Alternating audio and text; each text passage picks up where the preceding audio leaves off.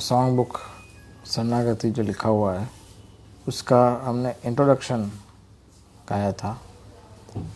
अभी हम दैन्य से शुरू करेंगे पूरा, और करीब मैं सुना कुछ 49-50 कुछ सॉन्ग है पूरे सॉन्ग बुक में, शरणागति सॉन्ग बुक में।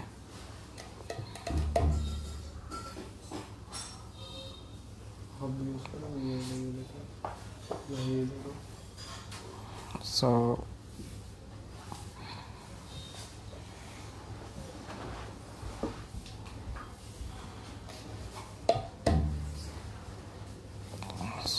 okay, so we can start.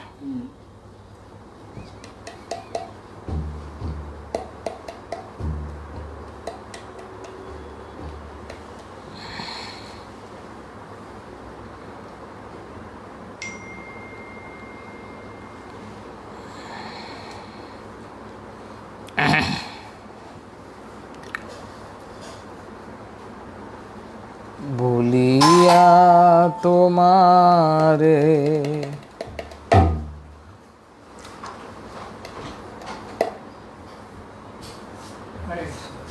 संसारे आसिया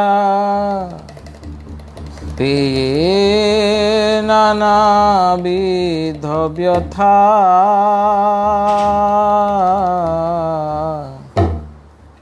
भूलिया तुम्हारे संसारे आसिया पेये नानाविध व्यथा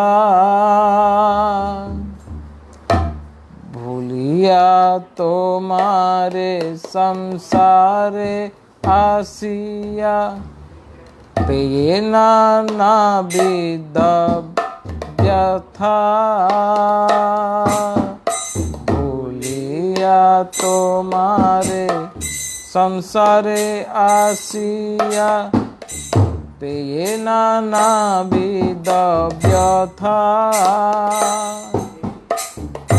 তোমার চরণ আসিয়াছি আমি বলিব দুঃখের কথা তোমার চরণে আসিয়াছি আমি বলিব দুঃখের কথা বলিব দুঃখের কথা বলিব দুঃখের কথা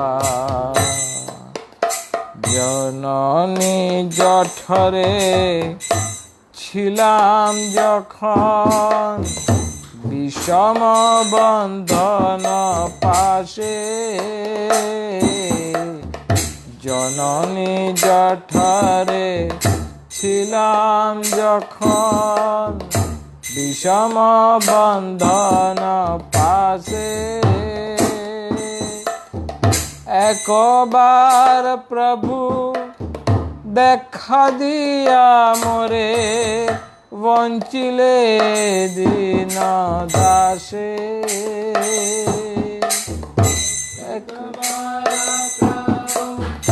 দেখা দিয়া মোরে বঞ্চিলে দীন দাসে বঞ্চিলে দীন দাসে বঞ্চিলে দীন দাসে তখন ভাবিনু জনম পাইয়া করিব ভজন তব তখন ভাবিনু জনম পাইয়া করিব ভজন তব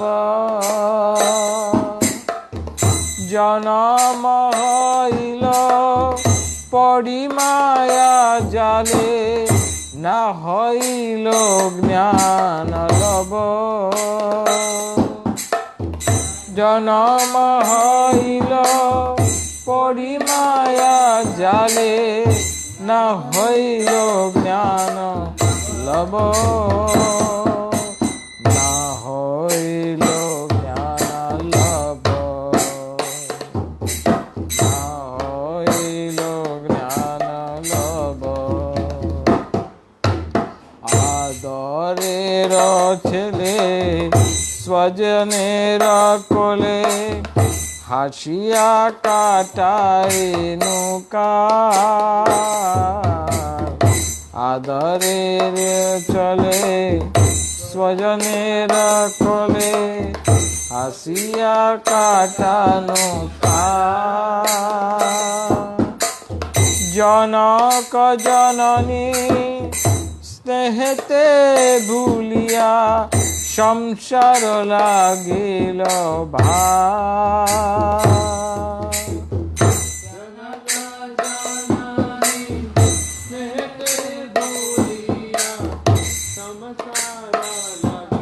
ভালো, সংসার লাগিল ভালো, সংসার লাগিল ভালো। কামে দিনা দিনা বালক হইয়া ভেলিনু বালক সহ, ক্রমে দিনা দিনা বালক হইয়া ভেলিনু বালক সহ।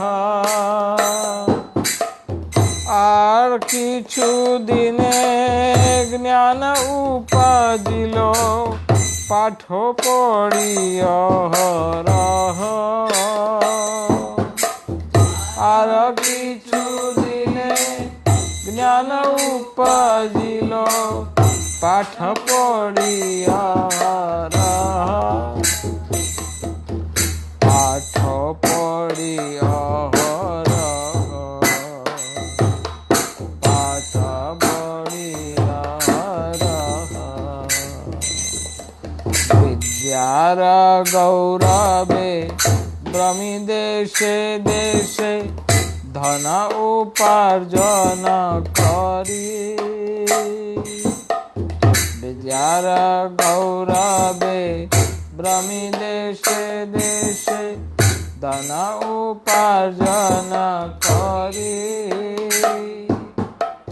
স্বজন পালন করিয়ে কমনে ভুলিনু তোমারে হরি,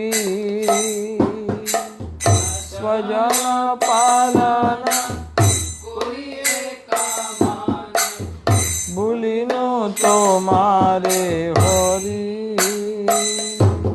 ভুলিনু তোমারে হরি, ভুলিনু তোমারে হরি। বার্ধক্যে এখন ভকতি বিনোদ কান্দিয়া কাতর অতি, বার্ধক্যে এখন ভকতি বিনোদ কান্দিয়া কাতর অতি, না ভজিয়া তোরে দিন বৃথা গেল এখন কি হবে গতি, না ভজিয়া তোরে দিন বৃথা গেল এখন কি হবে গতি,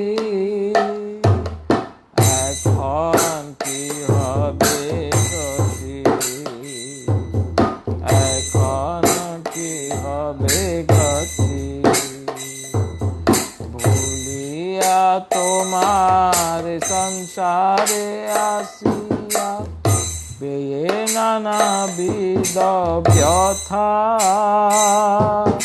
ভুলিয়া তোমার সংসারে আসিয়া পেয়ে নানাবিধ ব্যথা, তোমার চরণে আসিয়াছি আমি, বলিব দুঃখের কথা।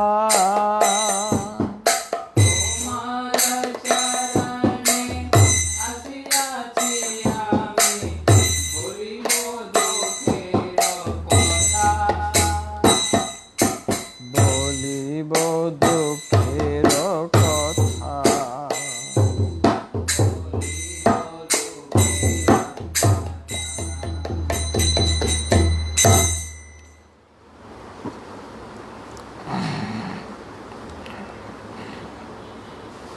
So, it's a very beautiful song, starting with भूलिया तुम्हारे। ओम अज्ञानतिमिरान्धस्य ज्ञानाञ्जनशलाकया चक्षुरुन्मिलितं येन तस्मै श्रीगुरवे नमः। श्रीचैतन्यमनोभीष्टं स्थापितं येन भूतले स्वयं रूपकदामयं ददाति सोदान्तिकं। जय श्री कृष्ण चैतन्य प्रभु नित्यानंद अद्वैत गदाधर शिवासादि गौरभक्तवृंद। हरे कृष्ण कृष्ण कृष्ण हरे हरे, हरे राम राम राम हरे। तो दैन्य विभाग जो है शरणागति बुक का, शरणागति ग्रंथ का, उसका ये प्रथम सॉन्ग है। हर एक भक्त के लिए दैन्य का पालन करना या दैन्य को अनुकूल करना बड़ा आवश्यक है। ऐसा कहा जाता है कि हरिनाम करने के लिए दैन्य फर्स्ट क्वालिफिकेशन माना जाता है। अगर हम हरिनाम को इम्प्रूव करना चाहते हैं, अगर हमारा भगवान के नामों का उच्चारण जो कि कलयुग का युग धर्म है, उसको इम्प्रूव करना चाहते हैं, उसको स्ट्रांग बनाना चाहते हैं, तो जो फर्स्ट क्वालिफिकेशन है वो है दैन्य। जिस भक्त में दैन्यता होती है, जिस भक्त में दैन्य होता है, वही भक्त का जप और उसका कीर्तन वास्तव में खुद का हृदय परिवर्तन कर सकता है और दूसरों का भी हृदय परिवर्तन करा सकता है। और अगर इस दैन्य के विरहित है, कोई दैन्य नहीं है, तो उसके जप का उसको पूरा लाभ नहीं मिलता और ना ही उसके कीर्तन से पूरा लाभ प्राप्त होता है, क्योंकि उस व्यक्ति का कीर्तन कभी केवल एक संगीत ही बन जाता है। तो इसलिए गाने वाला भक्त या जप करने वाले भक्त के हृदय में दैन्यता बड़ा ही आवश्यक है, क्योंकि दीन व्यक्ति के पर अधिक कृपा करते भगवान। दीनेर अधिक दया करे भगवान। जो दीन अपने आप को मानते हैं उस पर अधिक दया किया जाता है। पंडित कुलीना बड़ो अभिमान।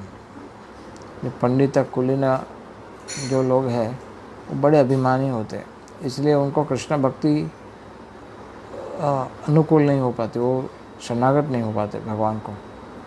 लेकिन जब तक दैन्य किसी व्यक्ति में उजागर नहीं होता है, तब तक कई बार वो विधि भक्ति में जुड़ भी जाता है, कभी कभी दीक्षा भी ग्रहण कर लेता है या फिर आगे कई साल बिता देते कृष्ण भक्ति में। लेकिन भक्ति में आगे बढ़ने का जो मापदंड है, कितना दैन्यता हम में विकसित हुआ है, कितना हम अपने आप को तुच्छ मानते हैं, ये भक्ति का प्रगति का मापदंड है।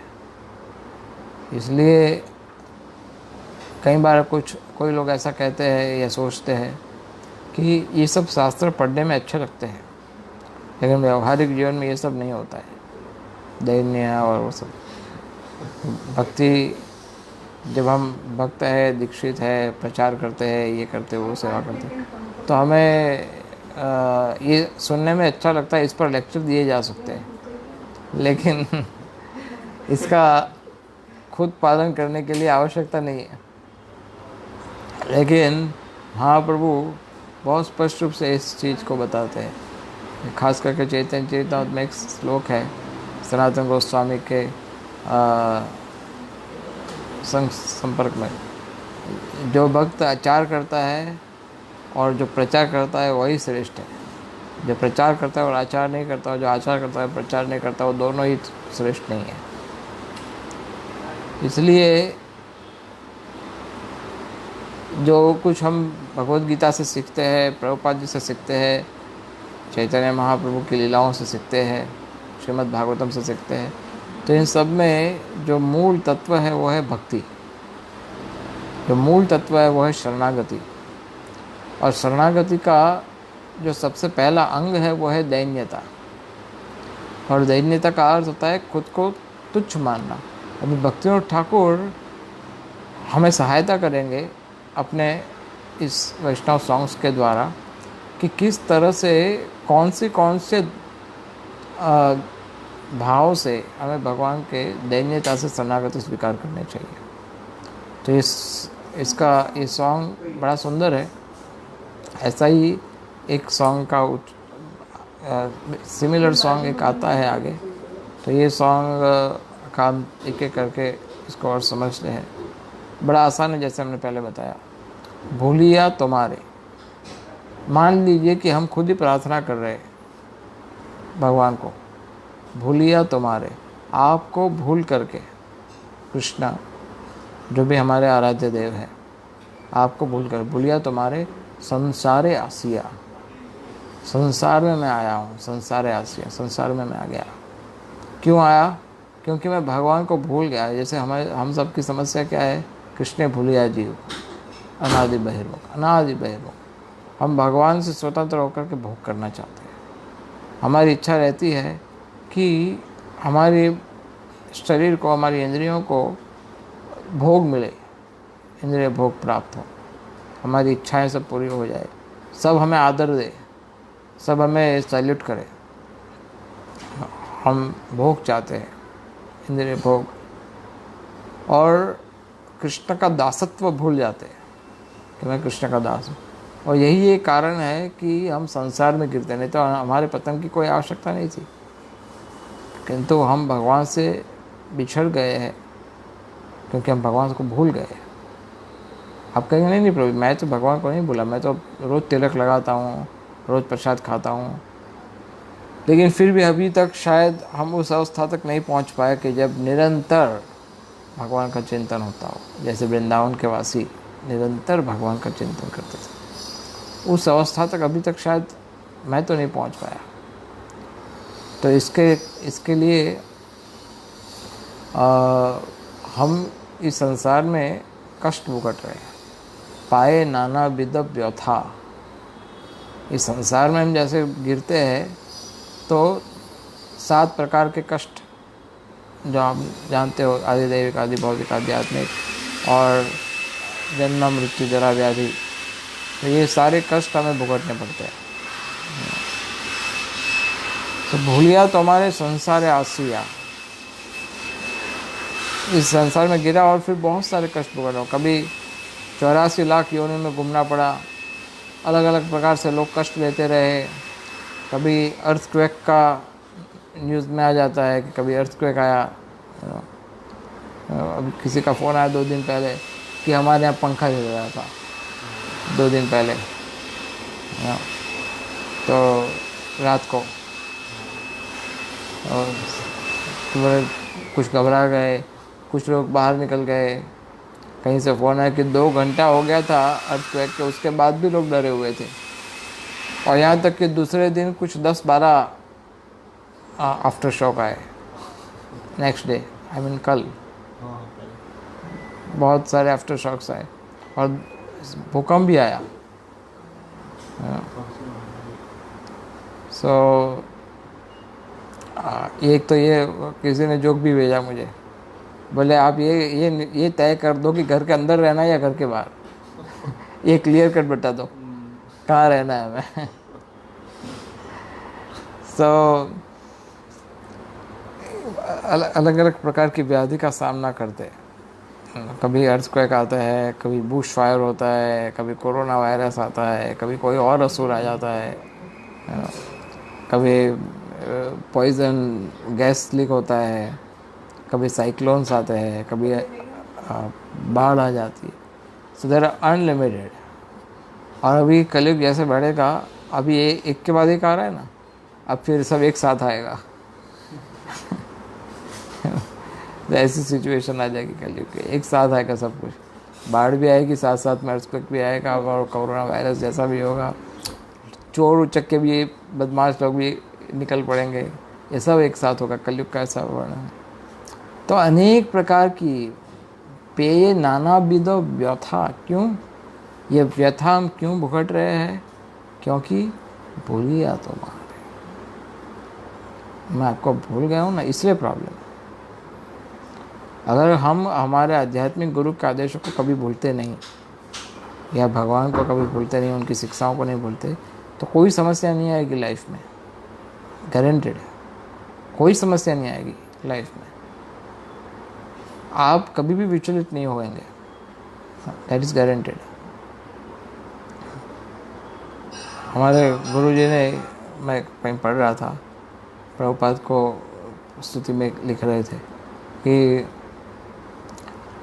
जब कभी भी मैं आपके आदेशों को, अर्थात प्रभुपाद के आदेश को थोड़ा बहुत भी विस्मरण करता हूँ, थोड़ा बहुत भी, तो समस्याओं की सुनामी सामने आ जाती है, इतनी सारी समस्याएं। और कहीं कोई अगर कोई हम ऐसा मानेंगे नहीं ठीक है भाई, थोड़ा तो फ्लेक्सिबल होना पड़ता है, गुरु का आदेश पालन करे ना करे, कभी भगवान को भूल, वो सब चलता रहता है, it's part of life. Then पे नानाविध व्यथा is also part of life. तो फिर हमें अलग अलग प्रकार के व्यथा सामना करना पड़ेगा, कष्ट भुगतना पड़ेगा। देन ही सेज, तुम्हार चरणे आसिया छियामी, हे Krishna, the beautiful form of Radha Govind Dev, Radha Madhava, the beautiful form of Radha Madhava, तुम्हारा चरण है आसिया छियामी। भक्तिनाथ ठाकुर के जो प्रतिभू विग्रह थे उनका नाम था राधा माधव, और राधा माधव की पूजा करते थे, इसलिए उन्होंने सॉन्ग भी लिखा है, जय राधा माधव कुंज बिहारी। हाँ, राधा माधव की स्टोरी। तो भक्तिनाथ ठाकुर कह रहे राधा माधव के चरणों में, तुम्हारे चरण आसिया छियामी, मैं आपके चरणों में अब आया हूँ, और क्या करता हूँ, बोलिबो दुखेर कथा। अब मैं इतना दुखी हो गया हूँ कि मैं अपना दुख किसी के पास को जाके बोलना पड़ता है ना। जनरली क्या होता है, कोई व्यक्ति बहुत दुखी होता है तो उसको कोई सहारा चाहिए, कोई कंधा चाहिए जिस पे वो रो पाए, है ना। कई बार ऐसा होता है कि जो बहुत दुखी होता है तो कई बार आपको उसको सुनना पड़ता है, वो जो कुछ भी बोले आप सुनना पड़ता है उसको, क्योंकि वो बहुत दुखी है। You have to just listen, सुनना पड़ता है। तो बोलने से हृदय में अच्छा लगता है ना, हल्का लगता है कि अगर आपको दुख बहुत है तो। लेकिन उस व्यक्ति के सामने जाकर के दुख बोलना अच्छा है ना, कि जो आपकी सहायता कर सके। जो सहायता नहीं कर सकता वो बेचारा आपका हितैषी है तो चुप रहेगा, कुछ बोलेगा नहीं। लेकिन ऐसे व्यक्ति के पास जाकर के अगर आप अपने दुख की व्यथा कहते हो, जैसे गुरुजन है, परंपरा है, प्रभुपाद जी है, या भगवान के विग्रह है, उनके पास जाकर के अगर आप अपने दुख की व्यथा कहते हो तो कुछ फ़र्क पड़ता है उससे, भगवान आपकी बात को सुनते हैं। तो भक्तिनाथ ठाकुर कहते हैं कि बोली वो दुखेर कथा। अब ये कथा कौन सी, क्या बात बताना चाहते हैं? राधा माधव जी पूछ रहे हैं, बताइए, तुम कुछ बोलना चाहते हैं ना भक्ति केदारनाथ बाबू, भक्तिनाथ ठाकुर, क्या बताना चाहते हो? व्हाट यू वांट टू से? जननी जठरे छिलाम जखन। मैं जब मेरी माँ के गर्भ में आया था, जननी जठरे छिलाम जखन, जब मैं था वहाँ पर गर्भ में अंदर, तब बहुत कष्ट भुगत रहा था मैं, बहुत। विषम बंधन पाशे, विषम बंधन पाशे, इतना बंधा हुआ था। कैसे बंधा हुआ था? सिर नीचे की ओर था, माथा ऊपर की ओर, और एक ही पोजीशन में कई महीनों तक पड़ा रहना पड़ा। आप 1-2 घंटे से ज़्यादा तो आप एक साइड पे सोते भी नहीं हो। रात को भी आप अपने आप नींद में करवट बदल लेते हो, आपको पता भी नहीं होता है कि आपने करवट बदल दी है। अर्थात आपकी बॉडी एक्सेप्ट ही नहीं करती एक पोजीशन को, तुरंत उसको पेन होने लगता है या अनईजी होता है तो आप चेंज कर लेते हो। We automatically adjust our self. But यहाँ पर जननी जठरे, वहाँ पर ऐसी कोई सुविधा नहीं है कि आप करवट बदल सकते हो। नो, आपको एक ही पोजीशन में रहना पड़ेगा 9 महीने तक, और अनेक प्रकार के कष्ट। विषम बंधन पाशे, अलग अलग प्रकार के लिमिटेशंस, जैसे आप बोल नहीं सकते, आप कुछ नहीं कर सकते, आपको बंधा पड़ा रहना, और फिर माता जो कुछ भी भोजन लेती है उसका भी असर आपको होता है। ज़्यादा तीखा या कुछ ऐसा एसिडिक हो गया तो उसका भी आपको झेलना पड़ता है। तो बहुत कष्ट वाला समय होता है वो, माता का गर्भ में जो 9 महीना होता है वो बहुत कष्ट वाला है। एक बार प्रभु देखा दिया मोरे, लेकिन आपने क्या किया प्रभु? एक बार प्रभु, हे राधा माधव जी, आपने एक बार, जब मैं गर्भ में था तो बहुत कष्ट हो रहा था, तो आपको मुझ पर दया आ गई कि बेचारा मर ही जाएगा, अब तो इतना दुखी है, इतना दुखी है। तो फिर मैं, आपने एक बार दर्शन दिया मुझे गर्भ के अंदर, एक बार प्रभु देखा दिया मोरे, जो दर्शन दिया। फिर क्या किया? वंचिले दिन दास, फिर अदृश्य हो गए आप चले गए वहाँ से। एक बार दर्शन किया और देखा, और फिर मेरे जैसे एक दिन पतित अधम व्यक्ति को आप छोड़ के चले गए। मैं अकेला पड़ गया। पहले मैंने जब आपको देखा तो मुझे लगा कि अब तो कोई प्रॉब्लम नहीं है, अब तो मेरे प्रभु मेरे पास आ गए हैं, अब तो मैं उनके साथ रह सकता हूँ, अब कोई संकट नहीं है, कोई भय नहीं है, कोई कष्ट नहीं है। लेकिन आपने क्या किया? बंचिले ए दिन दास, आप छोड़ करके चले गए मुझे। एक बार ही दर्शन दिया मुझे, क्योंकि मैं खुद ही इतना पापी हूँ। मैं कैसे ये कह सकता हूँ कि आप हमेशा रहो मेरे साथ? तो आप मुझे छोड़ करके चले गए। फिर क्या हुआ? फिर मैंने सोचा तखनो भाविनो, फिर मैंने ऐसा सोचा कि कोई बात नहीं, जन्म पाइया, जब मेरा जन्म होगा, जब मैं गर्भ से बाहर आ जाऊंगा, कौरी वो भजन तब मैंने सोचा कि जब मैं जन्म होगा तो मैं बाहर निकल के आपका भजन करूंगा, है ना, आपका भजन करूंगा। अब तो मैंने इतना सुंदर राधा माधव अष्ट सखी को देख लिया है, अब तो ये संसार की कोई मोह माया जाल से मुझे आकर्षित होना ही नहीं है। अब तो मैं बाहर निकल करके केवल भगवान के दिव्य नामों का उच्चारण, हरे कृष्ण मंत्र का उच्चारण करूँगा और पवित्रता का, शुद्धता का पालन करूँगा ना। लेकिन हुआ क्या? करीब भजन तब, भजन करने का बोला तो था, जन्म होइलो, जन्म हुआ फिर बाद में मेरा, क्योंकि 9 महीने के बाद जन्म हुआ। जन्म होइलो पौड़ी माया जाले, और माया जाल में फंस गया।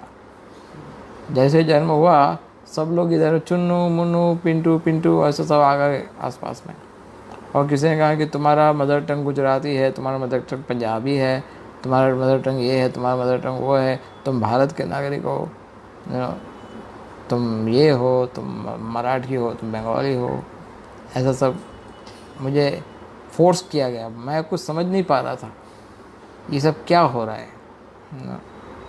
जन्म हो पड़ी माया जाले, और फिर मुझे माया जाल लगने लगी, मुझे आकर्षण होने लगा, मुझे माता पिता के प्रति स्नेह जन्म होने लगा, और मैं माया जाल में फंसता गया।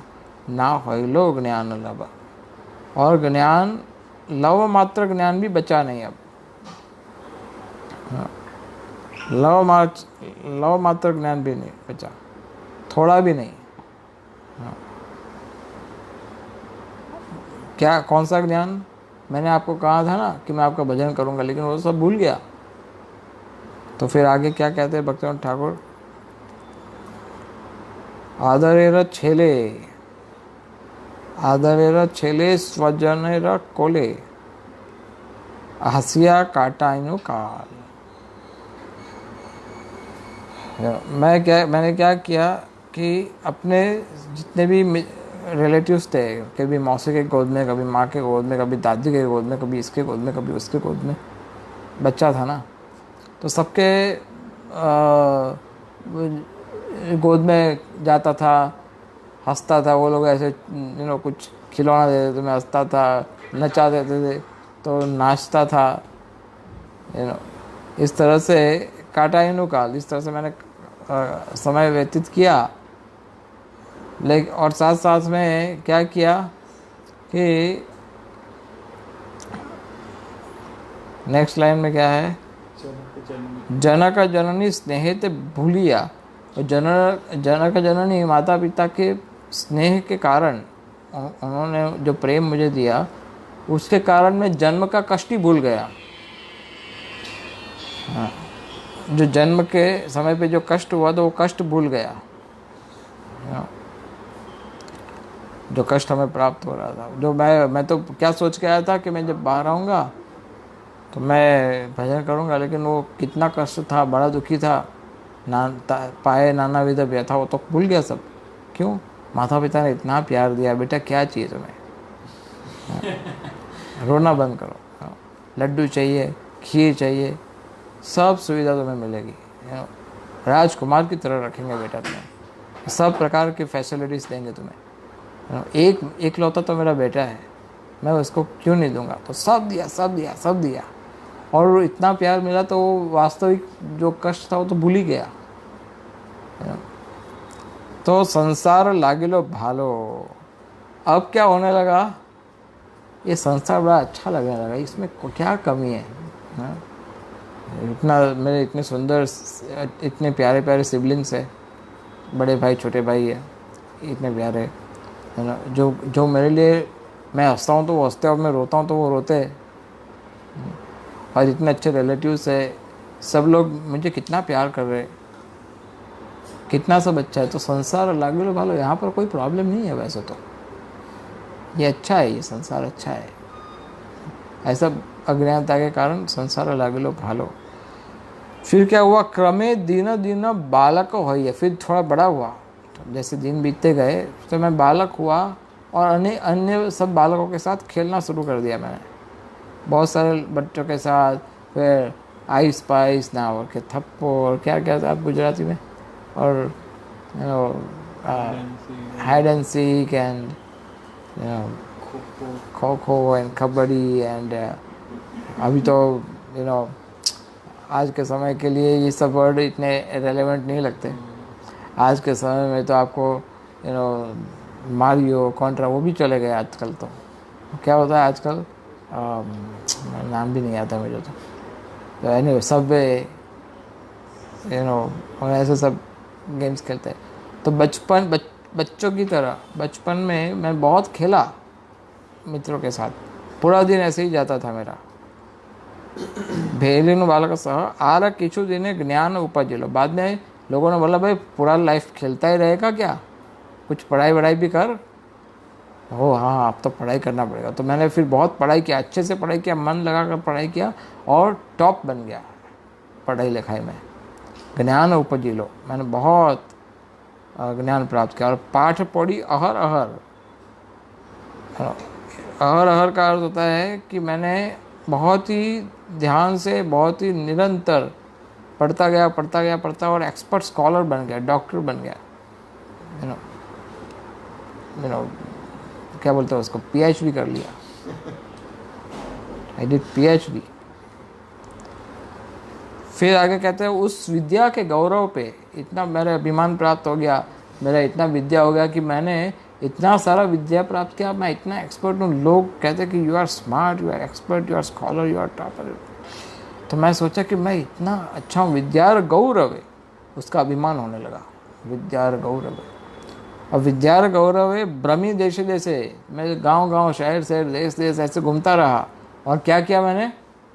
धन उपार्जन करी, बहुत धन इकट्ठा किया, इधर से धन कमाया, इधर से धन कमाया, धन कमाता ही गया, और सपने बनाना शुरू कर दिया मैंने, ये बिजनेस करूँगा, वो बिजनेस करूँगा, इतना धन कमाऊँगा, इतना नाम कमाऊँगा, इस तरह से बढ़ाता ही गया। स्वजन पालन कौरी एक मने, और अपने निजी परिवार का, पत्नी बच्चे फिर बाद में हुए, और स्वजन पालन, तो उन सबके पालन कौरी एक मने, और एक मन से, बड़े ध्यान से, केयरफुली मैंने मेरे बच्चों का, मेरे पत्नी का, मेरे सब परिवार का बड़ा पालन किया, उसमें कोई गलती नहीं, कोई त्रुटि नहीं की। लेकिन ये सब में हुआ क्या? इतना सब करने के बाद हुआ क्या? भूलिनु तुम्हारे हरि, इतना सब करने के बाद प्रभु मैं आपको भूल गया। मैं जुड़ा था, शुरू किया था मैंने, लेकिन ये सब के बाद तो भूलिनु तुम्हारे हरि, मैं तो भूल ही गया प्रभु कि मेरे जीवन का उद्देश्य क्या है।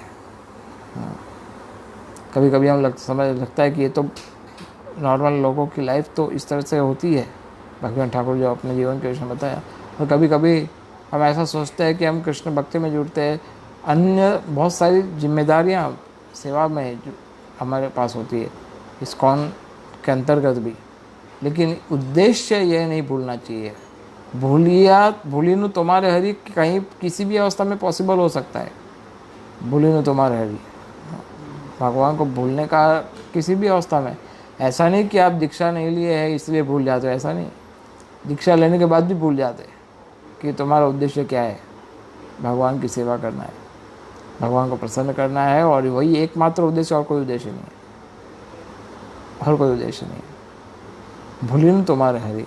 अब भक्तिवेदांत ठाकुर कहते हैं कि वार्धक्य एखवान, अब तो मैं बूढ़ा हो गया प्रभु। वार्धक्य एखवान, अब तो मैं बूढ़ा हो गया अभी। भक्ति विनोद कांदिया कातर अति, बहुत रोना आता है, बहुत पछतावा होता है। क्या किया मैंने ये। मुझे जब मैं कृष्ण भक्ति में जुड़ा था तो बहुत सारे भक्तों ने मुझे बोला था कि प्रभु जी आप गंभीर बनिए, अच्छे भक्त बनने का प्रयास कीजिए। मेरे गुरु महाराज ने भी मुझे बहुत बोला था कि तुम अच्छे भक्त बनने का प्रयास करो। लेकिन मैंने ऑलरेडी 5, 10, 20, 15, 25 साल कृष्ण भक्ति में व्यतीत किए, अभी तक मैं गंभीर नहीं बन पाया। एक रूप से ये देखा जाए तो हमारे लिए भी वार्धक्य ही है ना। वार्धक्य एखौन भक्ति विनोद कांदिया कातर अति, कांदिया बहुत रोना आता है, अभी पछतावा होता है। क्या किया मैंने ये, कैसे समय को फेंक दिया, किसके लिए? अपने भौतिक सुखों को प्राप्त करने के लिए। मैंने काम वासना से, मन की चंचलता से, निजी संतोष के कारण, अभिमान के कारण, ईर्ष्या द्वेष के कारण मैंने मेरा महत्वपूर्ण समय, मेरे जीवन का कीमती समय उसको फेंक दिया। कांदिया कातर अति। और क्या किया? ना भजिया तो रे प्रभु, मैंने आपका भजन नहीं किया अच्छे से, मैंने आपकी सेवा नहीं की अच्छे से, मैं साधना स्ट्रांग नहीं कर पाया, मेरा मन आप में स्थिर नहीं कर पाया, मैं भक्तों की संगति का लाभ नहीं उठा पाया। ना भजिया तो रे दीन वृथा गेलो, मेरे सारे दिन बेकार हो गए, दिन वृथा गेलो। एखोन की होबे गति, अब क्या होगा अगर मेरी मृत्यु आ गई, ये कोरोना में मैं मर गया तो, या फिर कुछ और कारण से अगर मेरी मृत्यु हो गई तो मेरा बैलेंस शीट तो ऐसा ही रहेगा ना, बोले कुछ मिला ही नहीं है, लॉस से सब खोट का सौदा निकलेगा मेरा जीवन तो। मैंने तो कुछ सेवा भी नहीं की अभी तक, इतने सालों में भगवान को कभी, मुझे तो ऐसा नहीं लगता कि मैंने कभी भगवान को ऐसा कोई सेवा किया है कि जिससे भगवान को कभी प्रसन्नता हुई हो। ढूंढते ढूंढते भी टाइम निकल गया, बहुत देर तक सोचने के बाद भी कुछ नहीं मिला कि लाइफ में ऐसा कोई कार्य है मैंने किया ही नहीं है कि जिससे भगवान प्रसन्न हो सके। और ऐसी अवस्था में अगर मेरी मृत्यु आ जाती है तो किस मुँह के साथ मरूंगा? निराश होकर के, दुखी होकर के ही मरना पड़ेगा, क्योंकि मैंने ऐसा कोई सेवा किया ही नहीं है। वो तो गुरु कृपालु है, इसलिए वो ऐसा बताते हैं कि मैं तुमसे प्रसन्न हूँ, ताकि कृष्ण ये मान ले कि गुरु उसके प्रसन्न है तो चलो इस पर कृपा कर दे। ये गुरु का विशेष कृपा है। यद्यपि वो प्रसन्न है कि नहीं, लेकिन वो ऐसा बताते हैं कि मैं प्रसन्न हूँ, ताकि भगवान मान ले इस बात को। Is so merciful, Guru is so merciful. लेकिन मुझे पता है कि मैंने आज तक कभी भी किसी वैष्णव की, किसी गुरु की, प्रभुपाद जी की परंपरा की, 6 गोस्वामियों की या चैतन्य महाप्रभु की कोई सेवा की नहीं है, कोई नहीं सेवा की, 0 सर्विस। और किया क्या है? केवल अहंकार का प्रदर्शन और कुछ नहीं किया। ढोंग किया है मैंने प्रेम का, भक्ति का, भक्त होने का, केवल पाखंड किया है, ढोंग किया है। इसलिए धर्मध्वजी, भक्तिवेदांत ठाकुर एक जगह कहते हैं कि मैं धर्मध्वजी हूँ, अर्थात वो कहते हैं कि उसको धर्मध्वजी कहते हैं, कि जो केवल दिखावा करते हैं भक्ति का।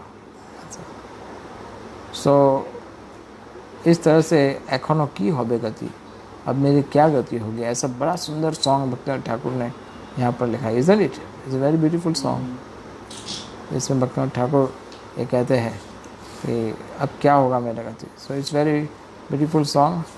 तो वास्तव में हमें तपस्या करना चाहिए। भक्ति के मार्ग में जब जुड़ते हैं तो ये सब जो आकर्षण है, भौतिक आकर्षण, उससे हमें अपने आप को बचाना पड़ता है। देखो, बिना तपस्या के कोई कृष्ण की कोई स्पेशल सेवा नहीं हो सकती। भक्ति सिद्धांत सरस्वती ने तपस्या किया था कितने 10 साल तक, करीब 9 साल करीब। तो सतकोटि नाम यज्ञ, निरंतर 3 लाख नाम का जप करते थे। कितना तपस्या किया था भक्ति सिद्धांत सरस्वती। भक्तिनाथ ठाकुर ने भी तपस्या किया था। वो गांव गली गली घर घर जा कर के चंदा इकट्ठा करते थे चैतन्य महाप्रभु के जन्म स्थान को स्थापित करने के लिए। श्रील प्रभुपाद जी ने भी तपस्या किया था। रात रात जग जग करके उन्होंने सोचा कि अब मेरे पास समय कम है, तो उन्होंने अपनी नींद त्याग कर दी और रात रात जग जग करके ग्रंथों का अनुवाद किया। तो बिना तपस्या के कृष्ण की सेवा नहीं हो सकती है, कृष्ण को प्रसन्न नहीं कर सकते हम। इसलिए कुछ तपस्या करना चाहिए। और उस तपस्या को ऐसा नहीं माना ओ मैंने तो कितना तपस्या किया, क्योंकि हम जो करते हो कुछ नहीं होता है तपस्या के रूप में। रादर मैं तो ऐसा कहूँगा कि मेरी लाइफ में तपस्या जैसी कोई चीज़ ही नहीं है। 2 टाइम अच्छे से खाता हूँ, सोता हूँ, दैट्स इट। कोई सेवा है नहीं मेरे लिए, कोई ऐसा कोई खास तपस्या नहीं कर रहे।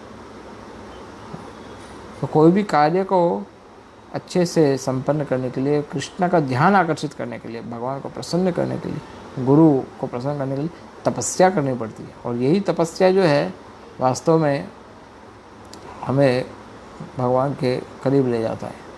तो इसलिए भगवान के चरणों में दैन्य दीनता, ऐसे भी जो निकम्मे होते हैं, जो तुच्छ होते हैं, अधम होते हैं, उनको भोग करने का क्या अधिकार है? उनको तो तपस्या करनी पड़ेगी ना। ब्रह्मा जी को भी तपस्या करना पड़ा हरिदास ठाकुर बनने के लिए। सो तपस्या के बिना तो कुछ होता नहीं है। तो we have to do some तपस्या। लेकिन ये तपस्या का अर्थ क्या होता है? व्यवसायत्मिका बुद्धि एक को वंदना, ये है तपस्या। अपने शरीर को कष्ट देकर के भी गुरु की आज्ञा को फुलफिल करना, हो सके उतना जल्दी, ये है तपस्या। तो इस तरह से अगर हम प्रस्तुत करते हैं जीवन को तो सफलता प्राप्त हो सकती है। So next time will take another song from Dainya. किसी कोई प्रश्न? हाँ, दीनता, दीन का अर्थ होता है विनम्र, विनम्रता। और कोई प्रश्न? भक्तिनाथ ठाकुर ने अपना पास्ट रिमेम्बर करके ही इज लेमेंटिंग। सो इसमें मतलब हमको ऐसा सोचना चाहिए कि मेडिटेट करना चाहिए कि हम कृष्ण कॉन्शियस जाने से पहले क्या क्या किया था हमने। We should lament. It is not so much advisable that कौन से पाप हमने किए थे, लेकिन किस तरह से हमने हमारा समय व्यतीत किया, व्यथा वृथा, किस तरह से हमने वेस्ट किया टाइम को, ये हमें पता पड़ना चाहिए। इसलिए पास्ट के लाइफ को बार बार चिंतन नहीं करना चाहिए, लेकिन कभी कभी उस चीज़ को देख करके इतना तो ज्ञान होना चाहिए कि मैंने मेरा समय बिगाड़ रहा हूँ। तो जो लेसन सिर्फ सीखना चाहिए हमारे पास से कि हमने टाइम वेस्ट किया, या फिर हमने कोई गलती की है तो उसको करना नहीं, या कोई अपराध किया है तो उसको दोबारा करना नहीं पास्ट में। या फिर जो कुछ हमने सुना है आध्यात्मिक जीवन के लिए, या गुरु की आज्ञा को, या गुरु के जीवन में पास्ट में हमने जो देखा है प्रभुपाद के आचरण में, तो वो सब चीज़ों को हमें लेसन के रूप में लेना चाहिए। क्योंकि हमें तो पता है ना हम कितने निकम्मे हैं, हमें तो पता है, लोगों को नहीं पता, हमें पता है कि हम कितने निकम्मे हैं।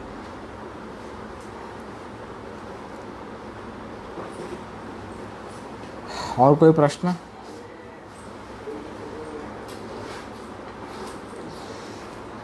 Okay, so we can stop.